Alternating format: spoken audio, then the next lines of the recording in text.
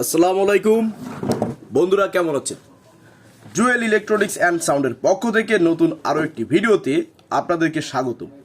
বন্ধুরা, স্ক্রিনে দেখতে পাচ্ছেন একটি চার্জার অলরেডি বাঁধাই করা, অর্থাৎ ট্রান্সফর্মার বাঁধাই করা। আসলে চার্জার বললে ভুল হবে, কিন্তু আমাদের অনেকে বুঝতে সুবিধার জন্য এই চার্জারটা অনেক সময় বলা হয়, ঠিক আছে? তবে এটা কিন্তু ডিরেক্টলি চার্জার না, এটা একটা ট্রান্সফর্মার। কারণ চার্জার করতে হইলে একটা নির্দিষ্ট পরিমাণ কম্পোনেন্ট এতে লাগানো লাগে। এসি থেকে ডিসি কনভার্ট করা লাগে, তার কেবল ইত্যাদি, মানে সকেট সুইচ যা যা লাগে। তো এখন কথা হচ্ছে, আজকে আমি আপনাদেরকে দেখাবো যে ইজি বাইকের চার্জার থেকে আপনারা কিভাবে একটি অ্যাম্পলিফায়ার তৈরি করার জন্য এটাকে সিলেকশন করতে পারেন। মানে এটাই থাকবে, চাইলেই 10টাও থাকতে পারে, চাইলে একটা থেকে আমরা লাইন নিতে পারি। কিভাবে এটা আজকে আমি আপনাদেরকে প্র্যাকটিক্যালে দেখাবো। তো পুরো ভিডিওটা না টেনে দেখার অনুরোধ জানাচ্ছি। আর যারা আপনারা এই কাজগুলো জানেন, পারেন, তাদের না দেখলেও চলবে। বিশেষ করে যারা নতুন শিখতে আগ্রহী তাদের জন্য আজকের এই ভিডিওটা, ঠিক আছে? তো বন্ধুরা, এখনও যারা ভিডিও থেকে লাইক করে পারেননি, একটি লাইক করে দিন। আর চ্যানেলে নতুন হয়ে থাকলে অবশ্যই চ্যানেলটিকে সাবস্ক্রাইব করে দিবেন। তাহলে এরকম নিত্য নতুন তথ্যমূলক যত ভিডিও আছে, ইনফরমেটিভ ভিডিও আছে, এগুলো যখন আমি আপলোড করব তখনই আপনার কাছে নোটিফিকেশন চলে যাবে, তো আপনারাও দেখতে সুবিধা হবে। যাই হোক, আর যারা অলরেডি সাবস্ক্রাইব করে দিয়েছেন তাদের সবাইকে অসংখ্য ধন্যবাদ। বন্ধুরা, শুরু করি। তো দেখুন, এই চার্জারটির আউটপুট হচ্ছে একটা দুটা, এই দুইটা তার হচ্ছে আউটপুট। যেহেতু আমাদের ইজি বাইকে সিঙ্গেল ওয়েভ, মানে ফুল ওয়েভ থাকে না, সিঙ্গেল ওয়েভ থাকে বা হাফ ওয়েভ থাকে। যেহেতু হাফ ওয়েভ একটি ট্রান্সফরমার, প্রথমে এটাকে সাইডে রাখলাম, এটা কিছু না। আর এটা হচ্ছে আমাদের কমন তার, এটা একটা তার ডিরেক্টলি ফিউজে বা কারেন্টে লেগে থাকবে। বাকি এইগুলো, এই যে 10টা কাটা দেখছেন, এটাই রেগুলার হয়ে তারপরে ঢুকবে। তো এখন কথা হচ্ছে, এই চার্জারের এই প্রথমে আমি আপনাদের বোঝাই যে এইগুলা কেন দেওয়া হয়। দেখুন, ধরুন আমার এটা 220 ভোল্ট বা 30 ভোল্টের একটি চার্জার। তো এখন 230 ভোল্ট দিয়ে যদি আমি এতে ধরেন 60 ভোল্ট আউটপুট নিই, তো সেখানে 60 ভোল্টে তো একটা ব্যাটারি চার্জ হয় না। 60 ভোল্টে একটা ব্যাটারি চার্জ করতে হলে অ্যাভারেজলি 70 ভোল্ট মতো লাগে, তাহলে ভালো এম্পিয়ারে চার্জ হয়। তবে একচরে 70 ভোল্ট সিলেকশন করা হয় না। তো প্রথম কাটাটা আমরা কি করি, আমরা একটু বেশি প্যাচ দিয়ে দিয়ে কয়েকটা লিড উঠায় চ্যানেল দিয়ে, চ্যানেল বলতে বোঝানো হচ্ছে এই যে কাটাগুলো দেখতে পাচ্ছেন, এই কাটাগুলোর মাধ্যমে আমরা সিলেকশন করে করে করে করে কাটা বাড়াই, আর হচ্ছে আমাদের এম্পিয়ারটা বাড়ে। তার মানে ইনপুটে এসি সেকশনের চাপটা আমরা যখন বাড়াই, ধরেন আমরা 250 ভোল্টে বেঁধেছি, তো 250 ভোল্টে আমরা আউটপুট নিয়েছি 60 ভোল্ট। এবার যখন আমরা 240 ভোল্টে বাঁধবো, তো 10 ভোল্ট চাপ কিন্তু আমরা এসিতে বাড়িয়ে দিচ্ছি। তো সেই ক্ষেত্রে এসি চাপ যখন বাড়াবো তখন ডিসি চাপও বেড়ে যাবে। অর্থাৎ 60 ভোল্ট থেকে ধরেন সেখানে 62 ভোল্ট আসলো, এখন 240 থেকে যখন 230-এ বাঁধবো, ধরেন বাঁধলাম, বা 235-এ বাঁধলাম 40 থেকে, এরকম যত আমরা এসিতে চাপ অর্থাৎ ভোল্টেজের পাক সংখ্যা কমাতে থাকবো, তত কিন্তু এসিতে চাপ বাড়বে এবং ডিসিতে অর্থাৎ প্রাইমারি থেকে সেকেন্ডারিতে আউটপুট কিন্তু বাড়তে থাকবে। তো এটা হচ্ছে এর সূত্র, বা এটা এর মেকানিজম যাই বলেন আপনারা সেটা। তো এখন আসুন, আমরা কিভাবে এটা থেকে অ্যাম্পলিফায়ারের জন্য এটাকে সিলেকশন করতে পারি। অনেক সময় দেখা যাচ্ছে আমরা এটা ট্রান্সফর্মার বাঁধতে গেলে অ্যাভারেজলি প্রায় সব কিছু মিলায় 4500 প্লাস, অর্থাৎ প্রায় 5000 টাকার মতো অ্যাভারেজ খরচ আসে, অ্যাভারেজ। তো এত টাকা না, অনেক সময় কি হয় যে আমরা দেখা যাচ্ছে কেসে 2000-2500 টাকা একটা ভালো চার্জার কিনতে পারছি। তো ওইটাতে আমরা কিভাবে অ্যাম্পলিফায়ারে কাজে লাগাতে পারি সেটা আজকে আমি আপনাদেরকে দেখাবো। তো বন্ধুরা, আপনারা জানেন কিনা জানি না, যারা জানেন তারা তো জানেন, আর যারা জানেন না তারা জেনে নিন। সেটা হচ্ছে এই যে মাত্র 2 ফেজ বা হাফ ওয়েভ, এই হাফ ওয়েভ দিয়ে কিন্তু ট্রানজিস্টর অ্যাম্পলিফায়ার চালানো যায়। তো এবং আমি অলরেডি চালাচ্ছি, আমি 32 ট্রানজিস্টরের একটি সেট চালাচ্ছি, সেটাতে কিন্তু আমি হাফ ওয়েভ ব্যবহার করেছি এবং 1 পেয়ার 4 ইঞ্চি কয়েলের মাল অর্থাৎ সাউন্ড আমার ভরপুর চলতেছে, কোনো প্রকার সমস্যা নেই। এবং সুনামের সাথে, এবং কালী পুজো যেখানে বাজিয়ে এসছি সেখানে অলরেডি আমার সামনের এই আজকে হচ্ছে নভেম্বরের 23 তারিখ হবে মেবি, তো সামনের ডিসেম্বর মাসের 6-7 তারিখ সেখানে কিন্তু আমার ভাড়া অলরেডি হয়ে গেছে। তো কালী পুজোর সাউন্ড টেস্ট পেয়ে, অর্থাৎ সাউন্ড পেয়ে তার মানে কতটুকু ভালো বাজলে একটা সাউন্ড মানে একটা কমিটি তারা আমাকে আবার ডাকতে পারে, আপনারা বুঝে নেন। যদিও কিন্তু হাতে গড়া সেট। তো চলুন মূল টপিকে চলে যাই। তো প্রথমে আপনাদেরকে বলি, আমাদের 1 নম্বরে কিন্তু খুব কম প্রেশার, 2 নম্বরে বেশি প্রেশার, তারপরে করতে করতে বেশি প্রেশার আসবে। তো আপনাদেরকে বলি প্রথমে এসি সিলেকশনটা আপনারা কিভাবে করবেন। তো প্রথমে দেখতে পাচ্ছেন আমি একটি 60 ওয়াট বাল্ব নিয়েছি সিরিজ, এটা 40 ওয়াট। তো 40 ওয়াট একটা সিরিজের জন্য সিরিজ লাগবে, একটা এসি কর্ড লাগবে। আর আমাদের এই যে কমন প্রান্তটা লাগবে, ঠিক আছে। তো আমি এটাকে ডিরেক্টলি এখন ইন করে দিলাম। তো আমি এখন 1 নাম্বার অ্যাম্পিয়ারে লাইন দিলাম। দেখুন কোনো প্রকার সিরিজ কিন্তু জ্বলতেছে না, তার মানে 230 ভোল্ট ওভার বাধা থাকলে এসিতে এটা আমার কোনো সিরিজ জ্বলবে না। তো এবার পরেরটা দিই। তো আমি দেখতে পাচ্ছি হালকা একটু জ্বলতেছে। তো ধরুন এটা আমাদের 235 ভোল্টের মতো সিলেকশন করা। এবার এটাই ধরি, তো দেখুন আরেকটু জ্বলতেছে। তো ধরুন এটা 230 ভোল্ট সিলেকশন, এটা কত আছে 225 ভোল্ট, ধরুন এটা ধরুন 220 ভোল্ট। তাহলে একটু সিরিজ কিন্তু আমাদের জ্বলতেছে। তো আপনারা চাইলে এতটুক পরিমাণ সিরিজ জ্বলা দেখে আপনারা প্রাইমারি সেকশনের অর্থাৎ এসিতে যে তারটা থাকে এই তারটার যে দেখুন আমি আবারও দেখাচ্ছি, দেখুন এই যে জ্বলতেছে সিরিজটা, ঠিক এতটুক পরিমাণ আপনারা লোডে রাখবেন। আমি এটা খুলে দিই।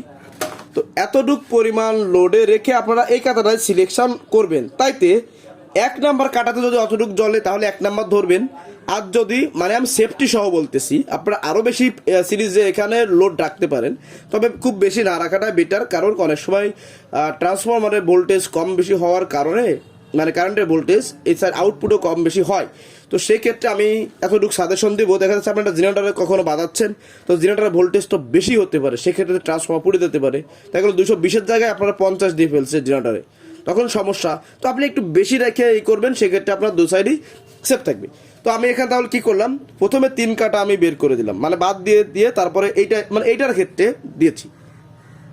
তাহলে এখন আমি যে আউটপুটটা পাচ্ছি এটাকে আমি ডিরেক্টলি আরেকটা কথা বন্ধুরা, এই সিলেকশনটা করে আপনারা যে কাজটি করবেন, দেখুন এই কর্ডটা আমি এখন কারেন্টে দিয়ে দিচ্ছি, অর্থাৎ এটা তো সিরিজে দেওয়া হয়েছে। আপনারা এতে দিয়ে দেখবেন কি যে আপনাদের এই ট্রান্সফর্মারটা গো গো শব্দ করে কিনা বা কোনো প্রকার হামিং আসে কিনা। যদি বোঝেন যে মানে এইটা তো কমন, আর এটা 3টে ঘাট বাদ দিয়ে 4 ঘাটে আপনার লাইন দিলে সিরিজটা যথেষ্ট জ্বলতেছে মোটামুটি। তো এতটুক রেখে আপনারা ডাইরেক্ট কারেন্টে দিয়ে দেখবেন কোনো প্রকার গো গো শব্দ বা বেশি হামিং শব্দ আসতেছে কিনা। যদি না আসে তাহলে বুঝবেন আপনার সিলেকশন সুন্দর হয়েছে, আর যদি আসে তাহলে আপনি আরও কমাইয়া দিবেন, যেহেতু আপনাদের এখানে অনেকগুলো অপশন রয়েছে। বাকি এই যে অপশনগুলো থাকবে এগুলো আপনি চাইলে রাখতেও পারেন, না চাইলে গোড়া থেকে কেটে দিয়ে ওই দুটো তার কিন্তু আবার ঝালাই করে দেবেন, নতুবা কিন্তু আপনার এখান থেকে পাস হবে না, ঠিক আছে। তো গেল, এবার আসুন আপনি আউটপুট কেমন ভোল্টেজ নিতে চান সেটা আপনাকে দেখাই। তো আমি এটাকে ডিরেক্টলি বেশি কারেন্টে লাগিয়ে দিলাম। লাগিয়ে দেওয়ার পরে আমি এসিটা আপনাদেরকে একটু মেপে দেখাচ্ছি আউটপুট ভোল্টেজটা এই মুহূর্তে আমি কত পাচ্ছি এই মুহূর্তে জাস্ট। তো এই মুহূর্তে আমি 69 ভোল্ট বা 70 ভোল্ট চাচ্ছি। এখন এই মুহূর্তে কত পাচ্ছি আমরা 69 ভোল্ট, অর্থাৎ 4 নাম্বার কাটায় আমরা 69 ভোল্ট পাচ্ছি এই মুহূর্তে। তাহলে লাইনটা খুলে দিই, এটাও খুলে দিলাম। এখন আমাদের এসি সিলেকশন কিন্তু কাজ কমপ্লিট। এবার আসুন আউটপুটে। আপনি যদি মনে করেন যে এখানে এই যে তারটা আছে, আমি 14 নাম্বার দেখেছি, তো 14 নাম্বারের ডাটা শিট যেটা বলতেছে সেটা হচ্ছে 9.3 এম্পিয়ার এখানে পাচ্ছে অরিজিনাল এম্পিয়ার। এটা কোনো ডুপ্লিকেট এম্পিয়ার না, অরিজিনাল এম্পিয়ার 9.3 এম্পিয়ার লোড নিতে পারবে এই তারটাই। তো আপনি যদি মনে করেন যে এই তারটাই আপনার জন্য যথেষ্ট, সেক্ষেত্রে আপনি এই তারটা রেখে দিয়ে আপনি যদি মনে করেন যে আপনি এই যে 69 ভোল্ট আছে বা 70 ভোল্ট, আপনার 70 ভোল্ট প্রয়োজন, তাহলে আপনি এটা এভাবে রেখে দেবেন। আর যদি মনে করেন না আমি 50 ভোল্ট করব, তো সেক্ষেত্রে আপনি যে কাজটি করবেন, এখানে যে কয়টি পাক আছে এই পাক সংখ্যাগুলি প্রথমে গুনবেন। গুনে আপনার যে ভোল্টেজটা আছে এই যে পাক সংখ্যা পেয়েছেন এই পাক সংখ্যার ভোল্টেজ দিয়ে ভাগ দিলে 1 ভোল্ট মানে আপনার 1 ভোল্টে কত পাক সেটা চলে আসবে। তো যখন ওটা চলে আসবে তখন আপনি ওইটা দিয়ে আপনি কত ভোল্ট নিতে চাচ্ছেন ওই ভোল্ট দিয়ে গুণ দেবেন। যখন আপনি ওই ভোল্ট দিয়ে গুণ দেবেন তখন আপনার পাক সংখ্যা চলে আসবে। তাহলে ওই পাক সংখ্যাটা রেখে বাকি পাক সংখ্যা যদি আপনি খুলে ফেলেন সেক্ষেত্রে কিন্তু আপনার কাঙ্ক্ষিত ভোল্টেজ আপনি পাচ্ছেন। অথবা আপনি এক এক করে প্যাচ খুলতে থাকবেন আর সিরিজ বা ডাইরেক্ট কানেকশনে দিয়ে আপনি মিটাতে দেখবেন যে কয়টা পাক খোলার পর খুলেছেন আপনি, মানে কত ভোল্ট বর্তমানে আছে। ধরুন আপনি এই পর্যন্ত খুলে ফেললেন, তো এখানে যদি আপনার কাঙ্ক্ষিত ভোল্টেজ থাকে তো সেক্ষেত্রে আপনারা ভোল্টেজ কমাতে হবে না, তো আপনি এখানে রেখে দেবেন। এটুক ধরেন খুলে ফেললেন। এইবার এই যত এম্পিয়ার আপনি পেয়েছেন এখান থেকে ধরেন 9.3 এম্পিয়ার, এম্পিয়ারটা কিন্তু কম না, অনেক বেশি। তো এই এম্পিয়ারটা যদি আপনি রাখতে চান সেক্ষেত্রে আপনাদের কাজটি করতে হবে যে আর কোনো তার দিতে হবে না। এখন আপনি যদি মনে করেন যে না আপনি ফুল ওয়েভ করবেন, এই হাফ ওয়েভ হয়েছে আরও ফুল ওয়েভ করবেন, তো এখানে যে কয়টি পাক সংখ্যা এই মুহূর্তে আছে আপনার 50 বা 55 ভোল্ট যেটা রাখতে চান সেটা রেখে সেই কয়টি পাক সংখ্যা আবার এখান থেকে শুরু করে দিতে হবে। দিলে কি হবে, আপনার ফুল ওয়েভ ট্রান্সফর্মার তৈরি হয়ে যাবে। তো যখন আপনার ফুল ওয়েভ ট্রান্সফর্মার তৈরি হয়ে যাবে তখন কিন্তু আপনি ইজিভাবে একটি অ্যাম্পলিফায়ার তৈরি করতে পারবেন খুব সুন্দরভাবে। আবার যদি আপনি সিঙ্গেল ওয়েভ দিয়ে করেন কোনো সমস্যা নেই, কারণ আসলে সিঙ্গেল ওয়েভ ফুল ওয়েভ এই জিনিসটা কেন করা হয় সেটা আজকে এই ভিডিওতে আমি বলে দিই। দেখুন, এই তারটি ধরেন 5 এম্পিয়ার লোড নিতে পারে। এই যে তারটি, এটা তার না, আসলে এটা গ্লাস টিউব। তো ধরুন এইটা হচ্ছে আমাদের ট্রান্সফর্মার। তো আমি এখানে ধরুন পেঁচিয়েছি যে কটা প্যাচ লাগে, তো ধরুন আমার এখানে এই দুটো প্যাচই লাগবে, ধরলাম 50 প্যাচ তো লাগে সাধারণত, মানে আপনার ইসের জন্য ধরলাম। এখানে আমি দুটো প্যাচ দিয়ে কত পেলাম, 3 এম্পিয়ার পেলাম। ধরুন 3 এম্পিয়ার পেয়েছি। তো 3 এম্পিয়ার পেয়ে কিন্তু আমি এখানে একটা জিরো করে নিয়েছি।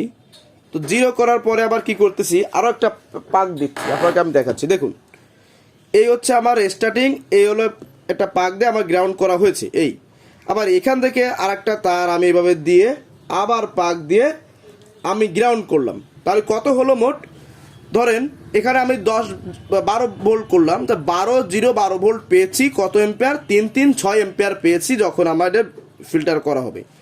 তো এখন যদি আমি 6 এম্পিয়ার এইভাবে না নিয়ে আমি যদি ডিরেক্টলি একটা মোটা তার নিয়ে এইভাবে ধরেন 0-12 করে ফেলি, তো এটা দেখতে ধরুন আমি 0-12 করে ফেললাম ধরুন, তো কত ভোল্ট, 0 থেকে 12, অর্থাৎ এটা একটা 12 ভোল্ট 2 ফেজ বা হাফ ওয়েভ বা সিঙ্গেল ফেজ। এখন এখানে আমরা কত পাচ্ছি, এটা ধরুন 6 এম্পিয়ার লোড নিতে পারে সেই সমপরিমাণ তার। এখন আমরা 3 এম্পিয়ার সমপরিমাণ দুটো মানে 2 লেয়ার, অর্থাৎ ফুল ওয়েভ করলে পাচ্ছি 6 এম্পিয়ার।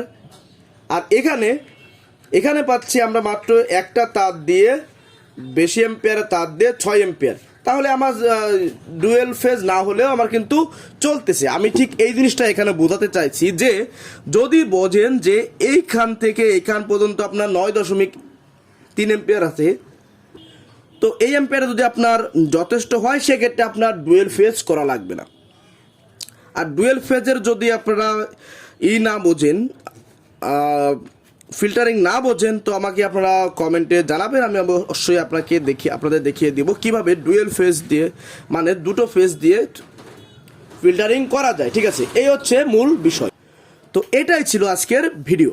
তো বন্ধুরা আমি আবারও বলতেছি, যদি আপনাদের সিঙ্গেল ফেজ দিয়ে অর্থাৎ ডুয়েল ফেজ দিয়ে কীভাবে 3 ফেজ করবেন, অর্থাৎ হাফ ওয়েভ ট্রান্সফর্মার থেকে আপনি ফুল ওয়েভ রেকটিফায়ার কানেকশন কিভাবে কি করবেন, যদি এই বিষয়ে জানতে চান, অর্থাৎ এই রেকটিফায়ার দিয়ে যে এটা করা হয়, আপনার ফিল্টারটা করা হয় এই যে ব্রিজ রেকটিফায়ার দিয়ে, সেটা কিন্তু করে দেওয়া যাবে। ঠিক আছে, তো এইটাই আপনারা করতে পারবেন। তো বন্ধুরা এখন বিষয়টা হচ্ছে যে আমি আপনাদের চেষ্টা করলাম যে কিভাবে আপনারা সিঙ্গেল ফেজ দিয়ে একটি ট্রান্সফর্মার তৈরি করতে পারবেন, অর্থাৎ অ্যাম্পলিফায়ারের জন্য। সিঙ্গেল ফেজ বলতে আপনার এই যে ডুয়েল ফেজ ইজি বাইকের চার্জার, এটা একটা চার্জার। আসলে বন্ধুরা একটা কথা বলি, ইদানিং কাজের চাপ প্লাস সুস্থতা অসুস্থতা মিলিয়ে ভিডিও আসলে তেমন একটা বানিয়ে আপনাদের দিতে পারতেছি না। আমি আন্তরিকভাবে দুঃখিত, কারণ আমার কিছু ভাই ব্রাদার আছেন যারা আমার ভিডিও খুব আগ্রহ সহকারে দেখেন এবং কমেন্ট করেন, আসলে ভালো লাগে। তো বিষয়টা হচ্ছে শরীরের অবস্থা বেশ একটা ভালো না, আমার গায়ে কিন্তু এখনও জ্বর। তো বিষয়টা হচ্ছে এই অবস্থায় দিয়ে কথা বলতেছি আপনাদের সঙ্গে, আপনাদের আসলে একটা ভিডিও উপহার দিচ্ছি, আপনারা আসলে কি বলবো। যাই হোক, তো এই বিষয়ে যদি কোনো ইনফরমেটিভ কোনো ইনফরমেশন কোনো কিছু জানতে আপনাদের প্রয়োজন হয়, জানার দরকার হয়, আপনারা কমেন্টে জানাবেন, আমি চেষ্টা করবো রিপ্লাই করার জন্য।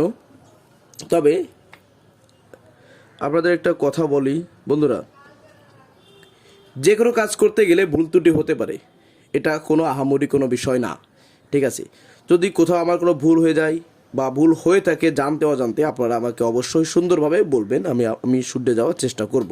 আমি এমন কোনো মহৎ ব্যক্তি নই যে আমার ভুল হয়েছে সেটা শুধরানোর জন্য আমার তর্ক বিতর্ক করতে হবে, মোটেও না। আমি স্বাভাবিকভাবেই চলাফেরা করি। তো যাই হোক, এখন কথা হচ্ছে আপনাদের যেভাবে বোঝালাম আপনারা এভাবে কাজ করবেন। যদি ফলাফল ভালো না পান তখন আমার বলবেন, জুয়েল ভাই কি চ্যাট শেখাইছেন আমাদের, আমরা তো কোনো ফলাফল পালাবি না। অবশ্যই পাবেন, আমি যেভাবে বলছি এভাবে করেন, অবশ্যই পাবেন। তো সবাই বন্ধুরা, সবাই ভালো থাকুন, সুস্থ থাকুন, দেখা হবে অন্য কোনো ভিডিওতে। আল্লাহ হাফেজ।